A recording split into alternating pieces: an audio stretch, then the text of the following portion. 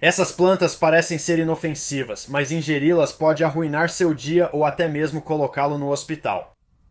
A planta mais perigosa que já comi é a manchineel. Em 2014, enquanto explorava uma ilha do Caribe com meu amigo Jimmy, nos deparamos com pequenos frutos verdes deitados na praia sob uma árvore. Após uma breve análise do fruto, ambos o provamos raspando um pequeno pedaço com nossos dentes. Era doce e delicioso. Nós mastigamos e engolimos. Logo após a ingestão, nós dois sentimos uma intensa sensação de queimação na garganta que durou cerca de 5 minutos e depois diminuiu lentamente. Continuamos a caminhada e bebemos água para aliviar a dor. Cerca de 1 hora depois, Jimmy ficou realmente doente com náuseas e vômitos. Tive um caso leve de diarreia, mas no geral me senti bem. Jimmy, porém, estava em péssimas condições e sentia que não podia continuar naquele dia, então pernoitamos na praia. Semanas depois, pesquisei e descobri que a mancenilheira que comemos é a árvore mais perigosa do mundo. Ela está listada no livro Guinness dos Recordes como a árvore mais perigosa do mundo. A mancenilheira é uma árvore de porte médio com casca cinza texturizada, folhas verde brilhantes e pequenos frutos semelhantes a maçãs verdes. Toxinas potentes são encontradas em toda a árvore. Ela cresce em praias tropicais, da Flórida à América do Sul. Eu a encontrei no Caribe e na Nicarágua. Manchineel ganhou notoriedade entre os exploradores e conquistadores espanhóis dos séculos XV e XVI. O explorador espanhol Juan Ponce de León supostamente foi morto por nativos Calusa na Flórida quando foi atingido na coxa por uma flecha envenenada com a seiva branca leitosa da manchineel. A árvore manchineel é tão perigosa que apenas ficar embaixo dela durante uma chuva pode causar bolhas na pele. Um ditado adotado pelos conquistadores espanhóis era: quem dorme sob uma manchineel, dorme para sempre. Seu nome em espanhol é Manzanilla de la Muerte, que significa pequena maçã da morte. Disse que esfregar a pele contra um galho de manchineel é suficiente para causar bolhas. Queimar galhos de manchineel também é uma má ideia porque a fumaça pode queimar o sistema respiratório e até causar cegueira.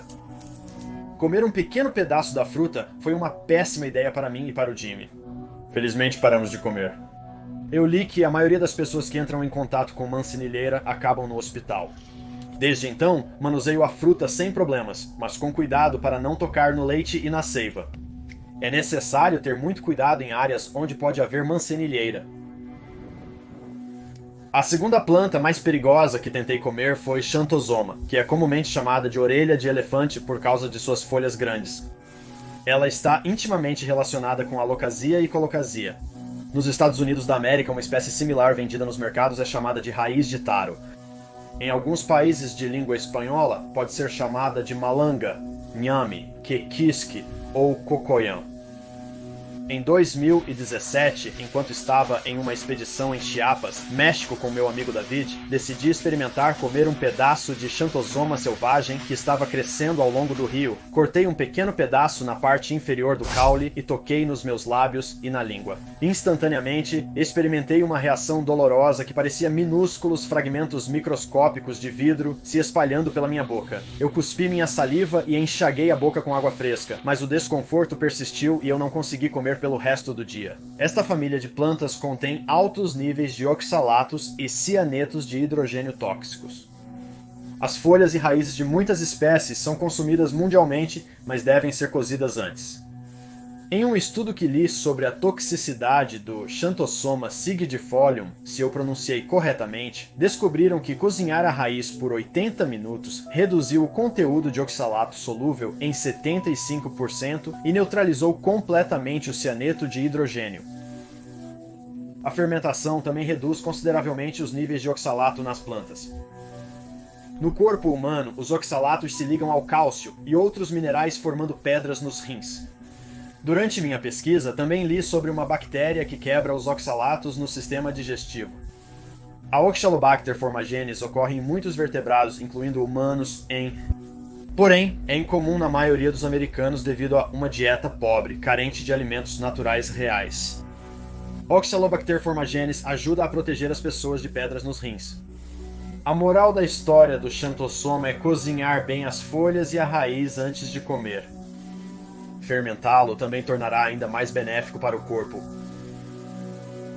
O número 3 das plantas mais perigosas que já comi é o repolho fedorento. Em 2019, ao explorar uma floresta na ilha Baranof, Alasca, encontrei plantas de folhas grandes crescendo do solo úmido da floresta. A Lisicatina americanus, conhecida como repolho fedorento ocidental, é encontrada em pântanos do noroeste do Pacífico. É chamado de repolho fedorento devido às flores mal cheirosas que surgem na primavera. Li que o repolho fedorento era comestível quando cozido. Então coletei algumas folhas, piquei e cozinhei em água. Então eu comecei a comê-las. Depois que comi algumas, comecei a notar a sensação familiar e desagradável de cristais afiados na minha boca, assim como eu experimentei com Xanthosoma. Cozinhar não quebrou todos os oxalatos, e nos 3 dias seguintes senti desconforto na minha boca e garganta. Também me preocupava que, por engolir as folhas, pudesse desenvolver cálculos renais. Felizmente, meus rins permaneceram limpos desde então. Após este incidente, fiz mais pesquisas e descobri que os nativos comiam repolho fedorento em tempos de fome. No entanto, deve ser cozido por bastante tempo em várias trocas de água para reduzir adequadamente o teor de oxalato.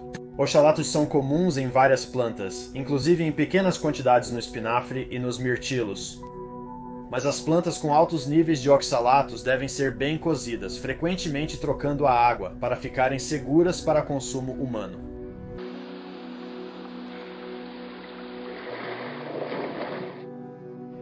E o número 4 das plantas mais perigosas que já comi é a pera espinhosa. Como assim pera espinhosa? Como a fruta da pera espinhosa pode ser perigosa para comer? Eu comi peras espinhosas com segurança por décadas, mas em 2023 eu enchi minha cesta de carga com algumas centenas de frutas de pera espinhosa com a intenção de secá-las ao sol. As peras espinhosas têm pequenos espinhos chamados gloquídeos que se alojam facilmente na pele, mas esse não era o problema. Então foi isso que aconteceu. Ao preparar as peras espinhosas para secar ao sol, descobri que muitas não estavam totalmente maduras. Não quis secar as que não estavam maduras, pois não teriam o sabor completo, e também não quis desperdiçá-las, então apenas as comi. Após algumas horas, comi cerca de 50 peras espinhosas. Sem problemas, pensei. Já comi 20 num dia sem problemas. Na manhã seguinte, acordei e evacuei. A primeira saiu bem, embora contivesse muitas sementes. No entanto, a segunda não saía. Eu empurrei por vários minutos, mas nada saiu. Continuei com meu trabalho diário, mas durante todo o dia, continuei sentindo a necessidade de evacuar, mas toda vez que tentava, nada saía. Com o passar do dia, a experiência ficava mais dolorosa. Comecei a ter contrações involuntárias que duravam cerca de 15 segundos enquanto meu corpo tentava expulsar a obstrução. Descobri que meus intestinos inferiores estavam cheios das sementes dos 50 cactos que comi no dia anterior. Eu mal conseguia andar. Cada movimento era lento e doloroso. Continuei me esforçando ao máximo, tentando amolecer as fezes com líquidos e mudando a posição do meu corpo. Há muito mais nessa história, mas a versão curta é que eu sobrevivi à noite, e no dia seguinte, meu amigo Zico veio me resgatar e me ajudar a sair. Um dia depois, tomei laxantes e até fiz um enema, mas não houve resultados positivos. No final do terceiro dia, com a dor insuportável, concordei em ir ao hospital para tratamento. O médico me deu laxantes e outro enema, mas ainda não funcionou. Então me foi dado um laxante mais forte chamado polietileno glicol 3350. Eu bebi isso ao longo de várias horas e apenas tentei relaxar meu corpo o máximo possível. Eventualmente, ganhei controle sobre as contrações involuntárias e aprendi a relaxar o reto. Isso permitiu que uma pequena quantidade de semente saísse do reto sempre que eu sentia as contrações. Fiz isso durante todo o dia seguinte, até finalmente expelir a maioria das sementes e não me sentir mais constipado. O médico informou que as tomografias revelaram cerca de 10 polegadas do meu intestino inferior obstruídas por sementes. Esta é uma boa representação de como provavelmente parecia. Ao comer peras espinhosas, a polpa e o suco são facilmente digeridos, mas as sementes duras são como pequenas pedras não digeríveis. O consumo exclusivo de cerca de 50 peras espinhosas fez com que a massa de sementes se compactasse em meus intestinos. A compactação fecal pode se tornar uma ameaça à vida.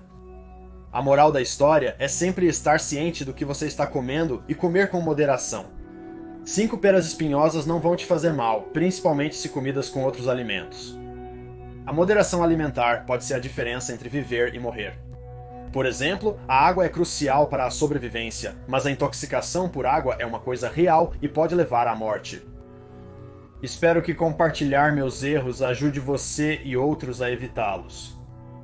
Uma boa regra é nunca comer algo que você não consiga identificar positivamente ou não saiba muito a respeito. Aplicar o teste universal de comestibilidade em plantas selvagens é uma maneira muito mais segura de testar a comestibilidade. Mas nunca coma descaradamente algo que você não conhece.